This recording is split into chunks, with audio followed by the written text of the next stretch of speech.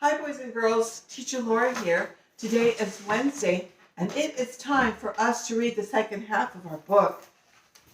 The title of the book is Tea with the Queen. The author is Chrissy Hart, and the illustrator is Stephen McQuinnan. This is the front cover of the book, the spine of the book, and the back cover. But before we read the story, let's go over quickly our vocabulary words. Queen. The Queen of England lives in London. Queen.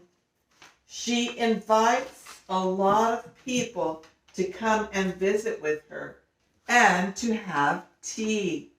They drink a cup of warm tea, and we will be drinking some tea tomorrow. We will have a tea party with the Queen. The Queen lives in London. This is the city, London, where she lives. And the palace that she lives in is called Buckingham Palace, and this is in London also. And this is a goose. A goose is a big bird. It has webbed feet and a bill. And it's big, so it gave a ride and flew over the mice to the Buckingham Palace in the story.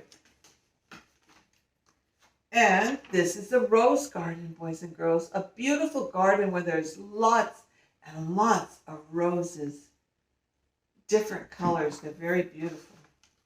And the Queen loves her little dogs. They're called corgis. Yes, they are so cute. They have big pointed ears. They're cute. All right, let's get started in reading the second half of our book. Here we go.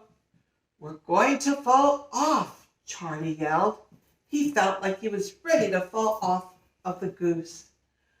Look at the great view down there, Grandma Harriet said, trying her best to distract Charlie so he wouldn't be afraid.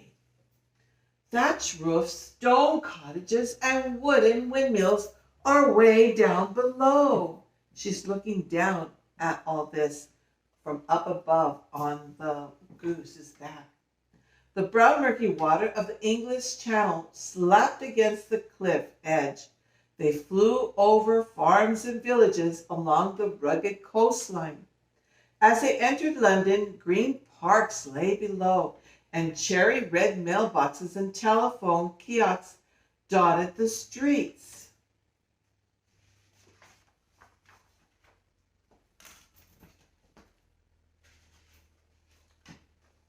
After a while, Percy announced, "Ladies and gentlemen, we are approaching Big Ben and Houses of Parliament." "Who is Big Ben?" Charlie asked. "Not who, what," Arthur corrected. Percy warned, "Brace yourself for a crash landing." Uh-oh. They were going to land. They were going to do a crash landing. "So what?" Charlie exclaimed. His worst fear was about to come true.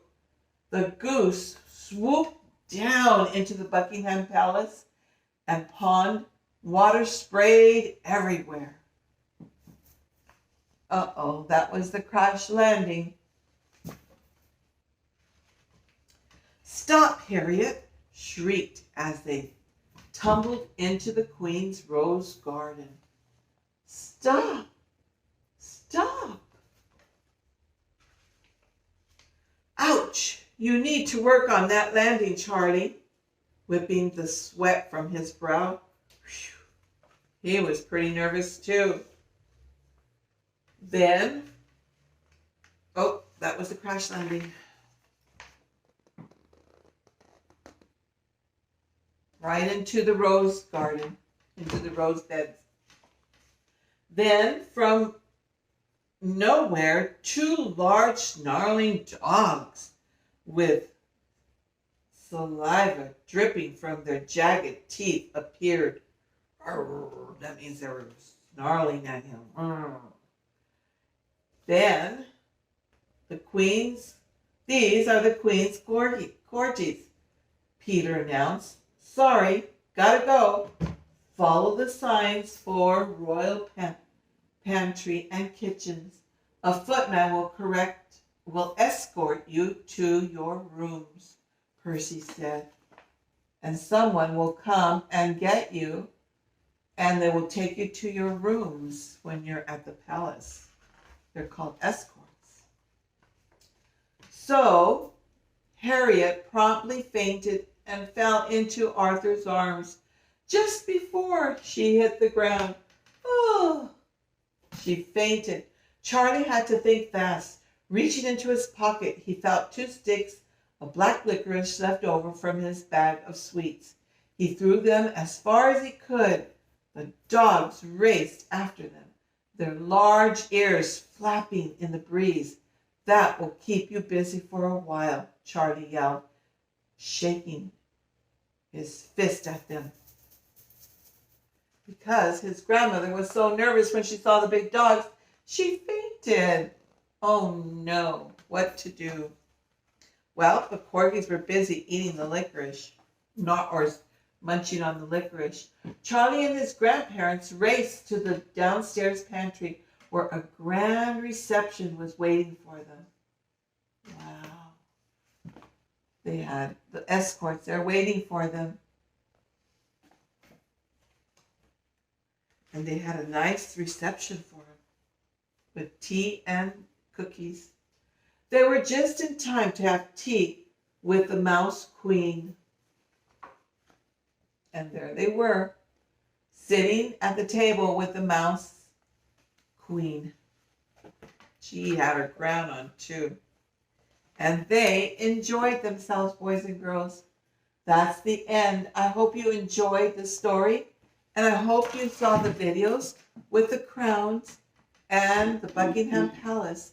They took you and gave you a virtual field trip and took you to the different rooms so you'll know how big the rooms were, because they're not like our house where they're small.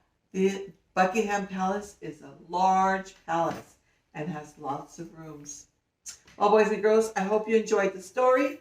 We shall see you tomorrow. Take care.